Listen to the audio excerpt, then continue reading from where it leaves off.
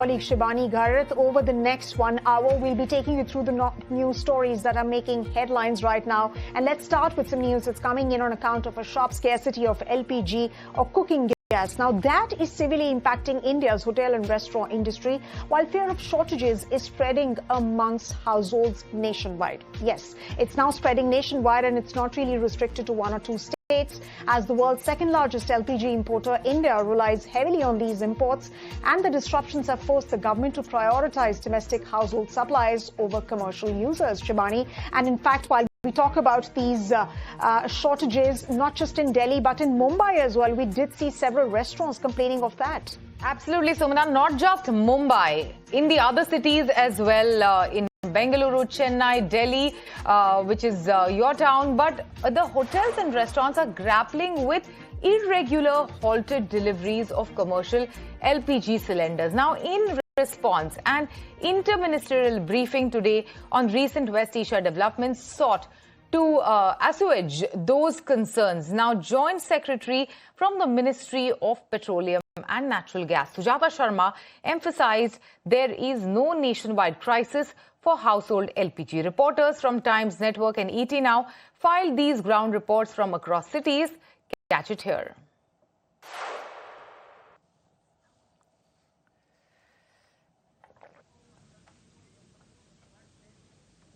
All right, ladies and gentlemen, we'll be getting you those ground reports in just a short while from now. But we did have a huge battery of reporters who were deployed all across the country to get you ground reports. But let's shift our focus on air travel. Meanwhile, we'll get you access to all of those ground reports in just a short while, because air travel is all set to get costlier as Air India has introduced fuel surcharges across domestic and international routes, citing a sharp rise in aviation turbine fuel prices due to the Iran war.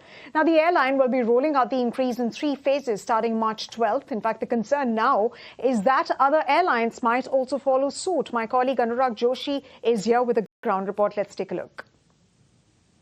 Air India airfares are set to get costlier from March 12. Air India has announced an expansion of the fuel surcharge on its domestic and international routes. The implementation of the fuel surcharge increase will happen over 3 phases. And for domestic routes, the increase will be 399 rupees, while for international routes, the increase in Air India's fuel surcharge will range from $10 to $50. Air India says that the move is necessitated due to as a fallout of the West Asia conflict and also a rise in the aviation turbine fuel, which the airline says accounts for 40% of any airline's operating costs. The new fuel surcharge increase will also apply to Air India's subsidiary Air India Express flights. Thank you so much for getting us those details. Now, an LPG crisis is brewing across several states, and its impact is now spilling onto streets. Restaurants are scaling down operations as supply disruptions continue, with many businesses warning that operations may not sustain for long. ET Now's Anurag Shah brings you a ground report from Mumbai's Panchampuriwala. Let's take a look. Recently, I am at 175-year-old famous legendary eatery restaurant in Mumbai, and there is a poster outside, no gas supply, sorry, not all menu items available, written in Marathi also. So yes, this is famous legendary eatery shop, the famous restaurant, 175-year-old Panchampuriwala. So the menu options in Panchampuriwala restaurant is reduced by 70 to 80%. So previously, the Pancham Thali used to have 10 to 12 items, but now you can see only 3 items are available due to less supply of LPG, commercial gas. Whole menu is not there. The menu is reduced by 80%. And now I'm joined by the owner of Panchampuriwala, Anupam ji. Sir, we can see this poster, and your menu is reduced by 80%? Yes, sir. We had to reduce. हम लोग को ऐसा option ही नहीं था. We didn't have any option. Okay. We had to reduce because we wanted to survive for more longer time. Less usage of LPG so that we can survive for 3-4 more days. 3-4 more days. So from how many days this less supply is there, and since when you have reduced your menu option? Menu options we were forced to reduce since yesterday, but there's no supply since last 5 days. This is the 6th day. We have not got a single cylinder also. All right, then let's now move on to another aspect of this crucial story that we're tracking here on India Tonight. Well, shortage of LP cylinders has sparked disruptions for hotels across Chennai as well. And one such restaurant in Chennai is looking at traditional methods of cooking. Believe that. Traditional methods of cooking is what we're resorting back to. In fact, my colleague Dharani has brought us this report. Take a look. We've been reporting continuously about how the disruptions in commercial LPG cylinder supply is affecting many hotels in Chennai. In fact, right now we are standing inside the kitchen of a hotel called Hotel Crescent in Nungambakam area of Chennai. We are given to understand through the owners of this hotel that overnight they've constructed these firewood stoves. So this construction has happened overnight, and the cement is in fact not even properly set. It is just drying.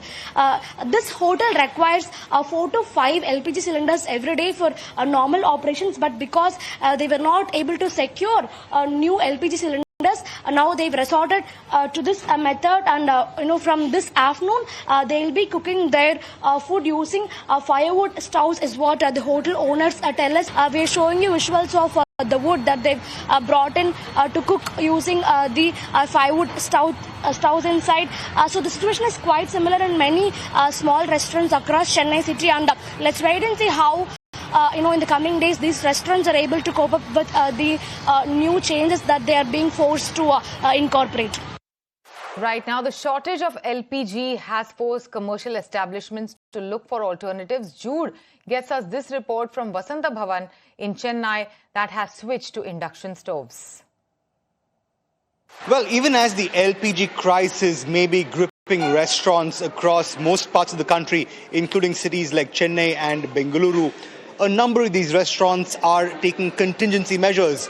Now, while some of them have begun stocking up on firewood in order to offset that regular supply of 5 to 7 cylinders per day that they're not getting now, many others have resorted to using large-scale industrial induction stoves. And as a result, what you are seeing is that for many restaurants, much like the one I'm coming to you from, it's pretty much business as usual, with most tables, most covers actually filled in with regular breakfast, lunch, a snack and dinner service going about like it's just another day. And all of this thanks largely to the use of industrial induction stoves that have quite literally kept kitchen fires burning and business running. Now, what this essentially has meant is that while smaller restaurants have begun shutting shop owing to a massive shortfall in LPG supplies, some of the bigger ones like the Namavida Vasanta Bhavan, part of the Vasanta Bhavan chain of restaurants right here in Chennai, have resorted to using induction stoves that have helped these restaurants cope.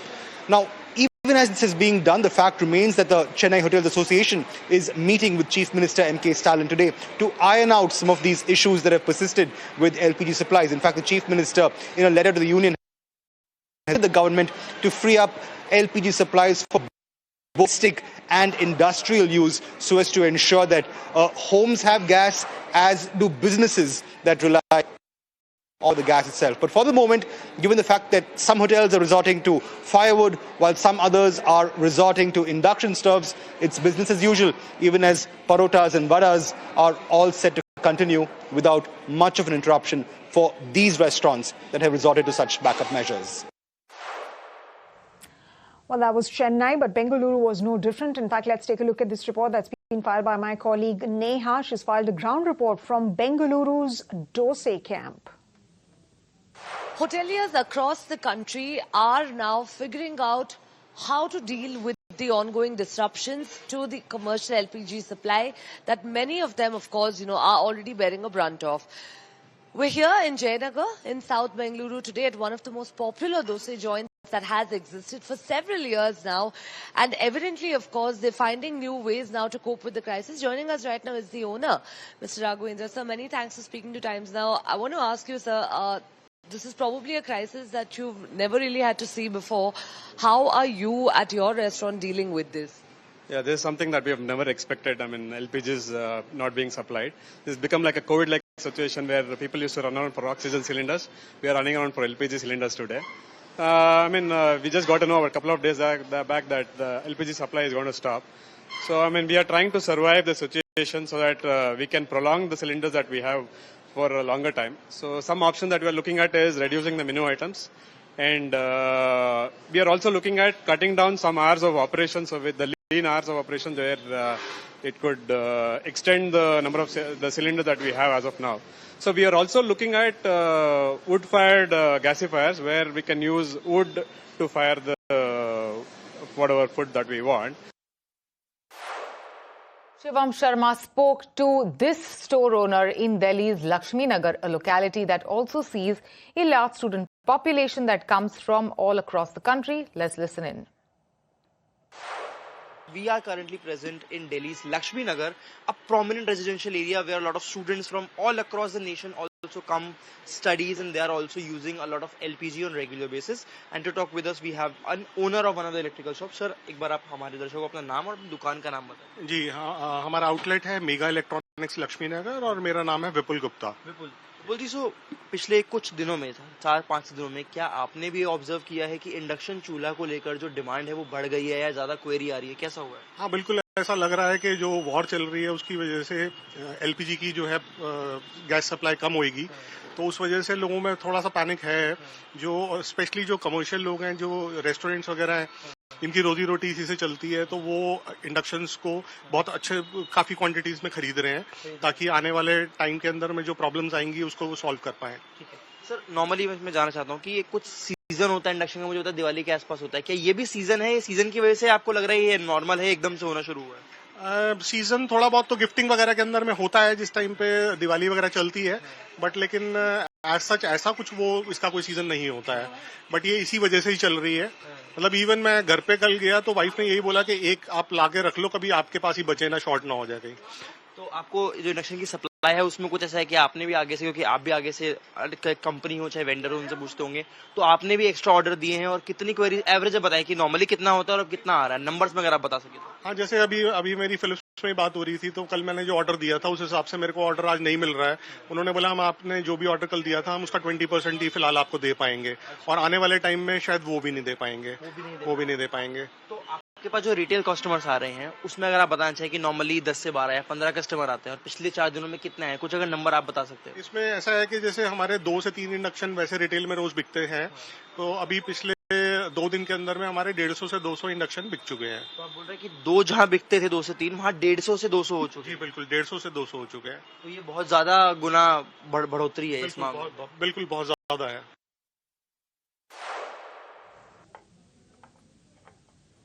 All right, let's move on from those ground reports and take a look at this interministerial briefing on recent developments in West Asia. Sujata Sharma, the Joint Secretary in the Ministry of Petroleum and Natural Gas, spoke about crude imports and flagged that cargoes have departed for India. Let's listen into this very first press conference that was organized by the Government of India on the current crisis and how it's impacting the energy situation right here in the country. Take a look.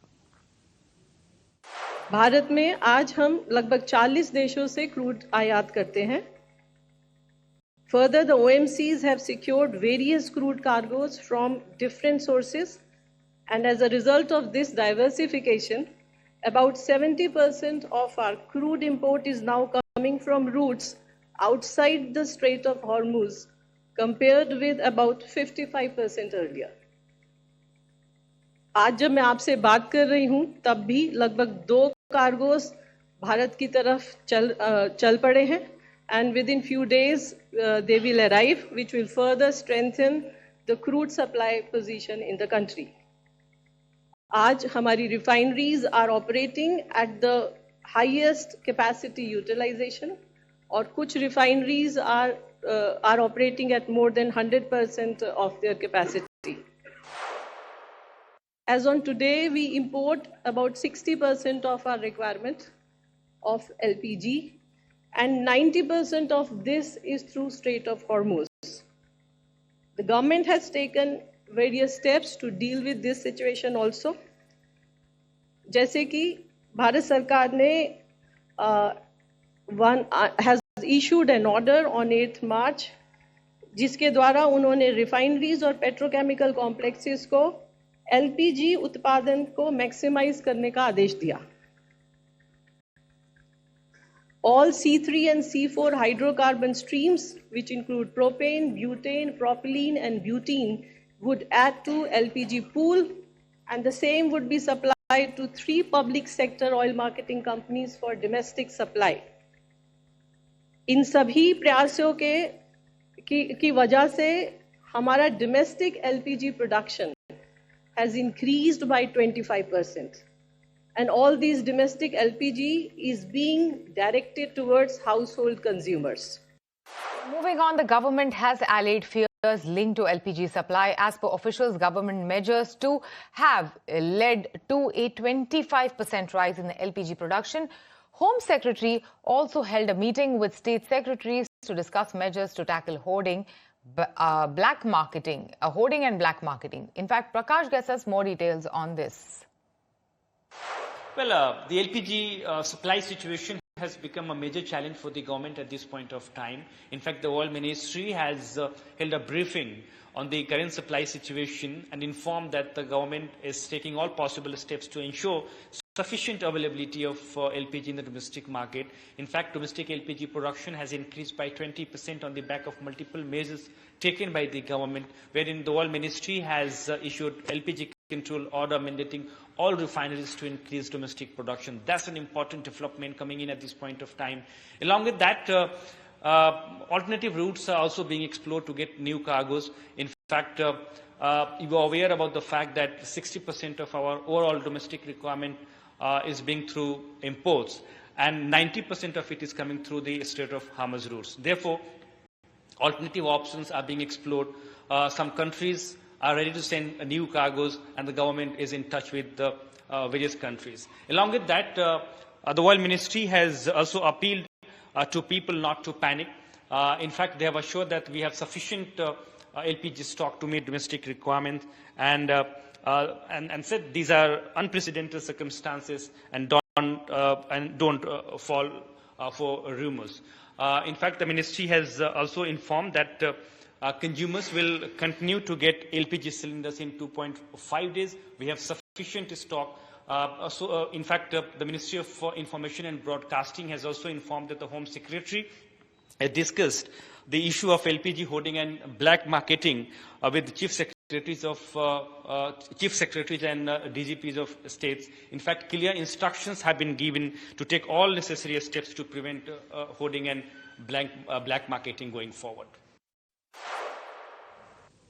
All right, Prakash. So the government looking at cracking down on black marketeering and hoarding of LPG. But do stay on with us, because the Coal Ministry has also said that the country is well prepared to meet any unprecedented surge in coal demand. In fact, according to ministry officials, coal production and supply have remained higher than consumption in the current financial year 2025-2026.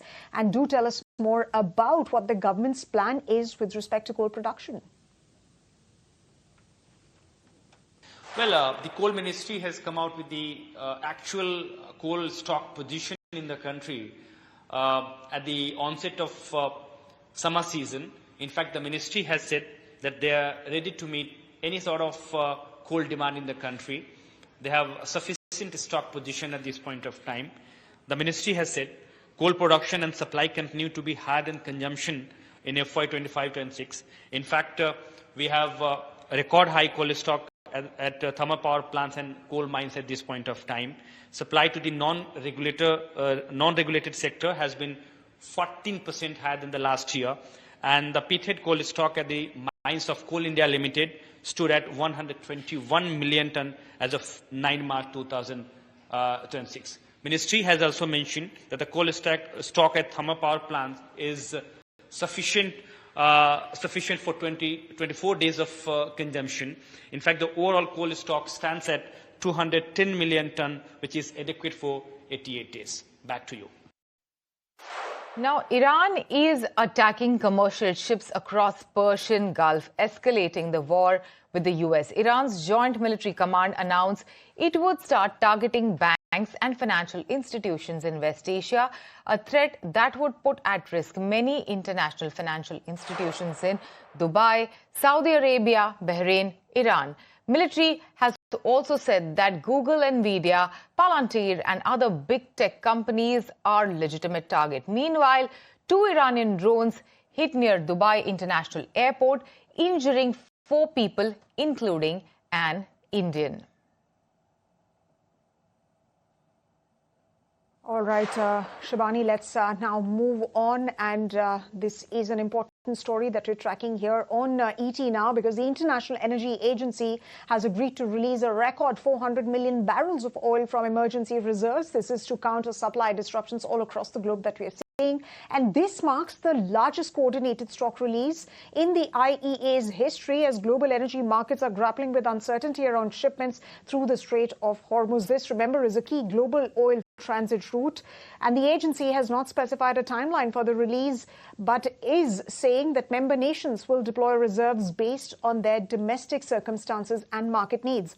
IEA's executive director Fatih Birol has said that the scale of the disruption requires an unprecedented global response. He's also emphasized that energy security remains the agency's core mandate. And to discuss this development, I'm now joined by Bjorn Schieldrop, Chief Commodity Analyst, SEB Global. He's joining us all the way from Oslo, Norway. Thank you very much, Bjorn, for taking the time out and speaking to us here on ET now. So the IEA has agreed to release 400 barrels of oil, but is that going to make a significant dent in the kind of disruptions that we're seeing? Will this be helpful to the current situation? And if yes, to what extent will it really help us sort of navigate through the kind of pressures that the world is facing as of now? I mean, it is definitely helpful. It's like a painkiller of a problem that is not going away. So it doesn't solve the problem, it just eases the pain. And I think it's good to think back just 1 week ago, Fatih Birol was out saying there is no need for release of oil from strategic reserves. There's plenty of oil in the market.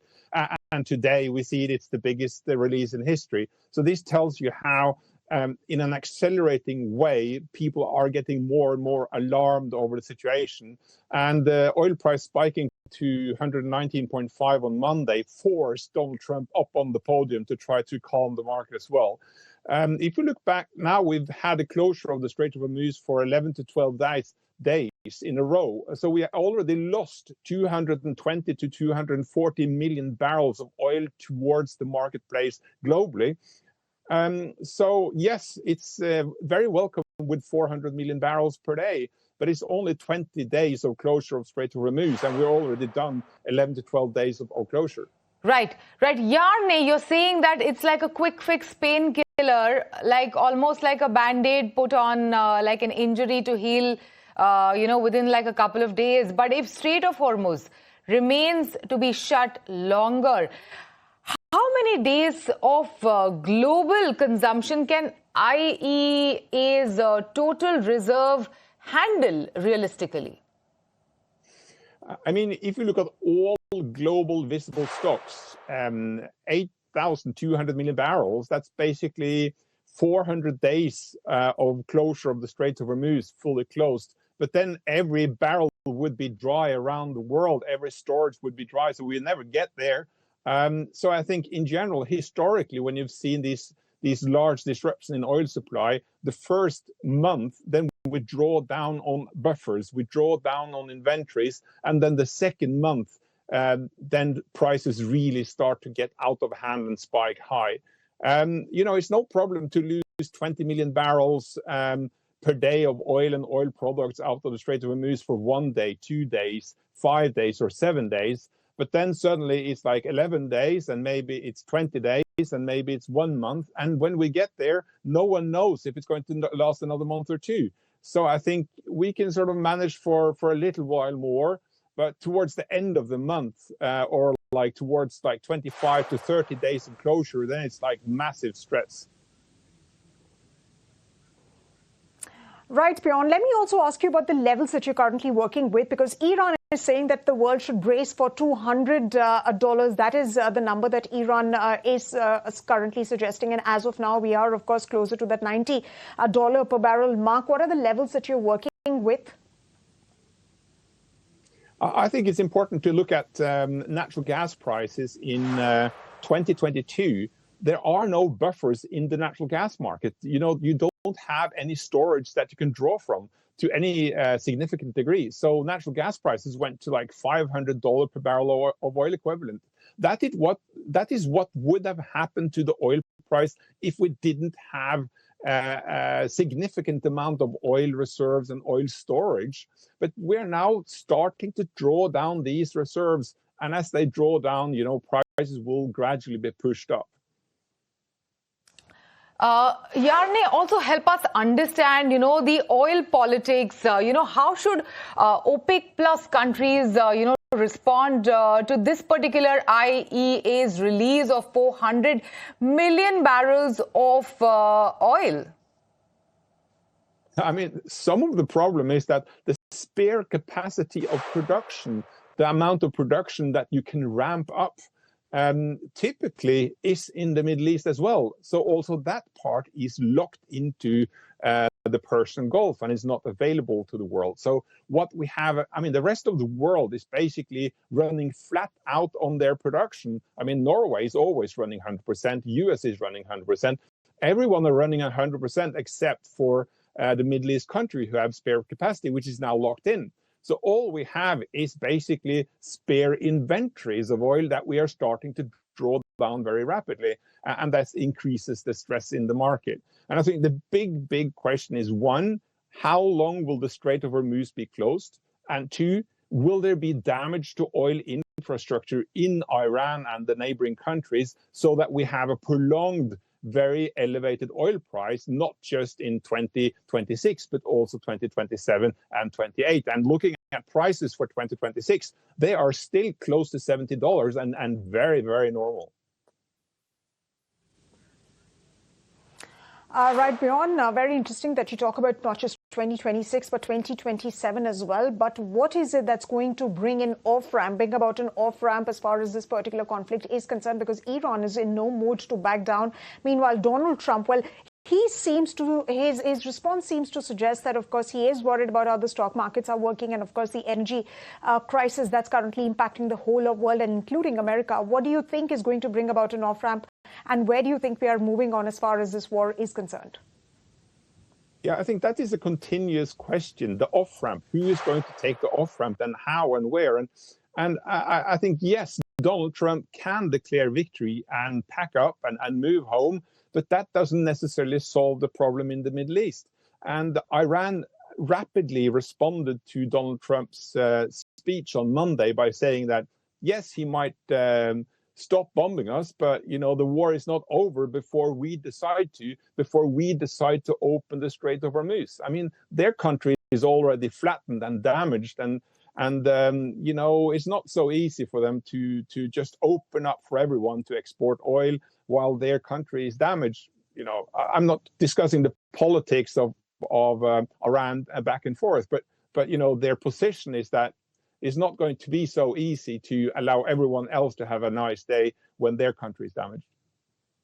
Right. And in general, what are your comments on, this release of oil? You mentioned that it's like a short-term pain relief.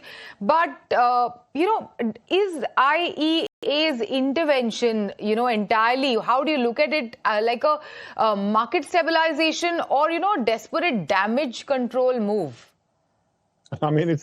It's definitely desperate damage control mood, I'd say, just looking at the change in attitude by Fatih Birol just 7 days ago. And also looking at the oil market, headline 400 million barrels to be released and oil price is up 3% today. Right? That tells you a lot. This is not going to solve the problem. It's going to ease the pain. And definitely it's very welcome to the global oil market, but the stress is already very high. And we're just waiting for the next bump to hit some oil infrastructure in the Middle East. And then we're going to see that this is going to be a more lasting issue than just Iran deciding to close the Strait of Hormuz for so and so many days or not. All right, Bjorn, it remains to be seen when is it that we will see a wrap-up of the war. Of course, Iran, meanwhile, is suggesting that oil may very well reach to the $200 mark. But the United States, well, that seems to, the statement that we've seen from President Donald Trump, that seems to suggest that they are looking for an off-ramp. But how will that off-ramp be brought about? How will that de-escalation be brought about? Will there be an external intervention? All of that remains to be seen. But ladies and gentlemen, that was Bjorn Schieldrop helping us decode what